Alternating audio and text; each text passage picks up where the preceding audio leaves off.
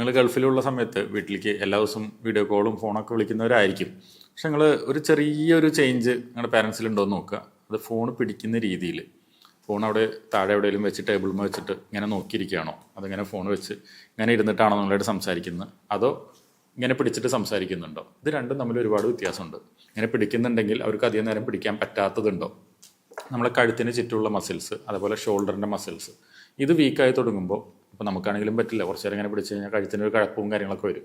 അത് already existing ആയിട്ടുള്ള അസുഖമുള്ള അല്ലെങ്കിൽ ഓൾറെഡി തേയ്മാനോ കാര്യങ്ങളോ കഴുത്തിന് വന്നിട്ടുള്ള പേരൻസ് ആണ്, അല്ലെങ്കിൽ നരമ്പിന് ചെറിയ കംപ്രഷൻ വന്നു തുടങ്ങിയിട്ടുള്ള പേരൻസ് ആണെന്നുണ്ടെങ്കിൽ അവർ തീരെ അറ്റംപ്റ്റ് ചെയ്യില്ല. അവരത് ഇങ്ങനെ താഴെ വെച്ച് എന്താ മോനെ എന്നിങ്ങനെ ചോദിക്കുകയുള്ളൂ. അപ്പോൾ അങ്ങനെ ഒരു സൈൻ ഉണ്ടെങ്കിൽ അത് ശ്രദ്ധിക്കണം. അതും നമ്മൾ തുടക്കത്തിൽ കറക്റ്റ് ചെയ്ത് പോവുകയാണെന്നുണ്ടെങ്കിൽ ഫ്യൂച്ചറിൽ വരാൻ ചാൻസ് ഉള്ള സ്റ്റിനോസിസ്, നരമ്പുകൾക്ക് വരുന്ന നട്ടലിൽ നിന്ന് വരുന്ന കുഴലുകൾക്കുള്ള സ്റ്റിനോസിസ് കാരണം നരമ്പുകൾക്ക് വരുന്ന കേടുപാട് നമുക്ക് കുറേ കുറയ്ക്കാൻ പറ്റും.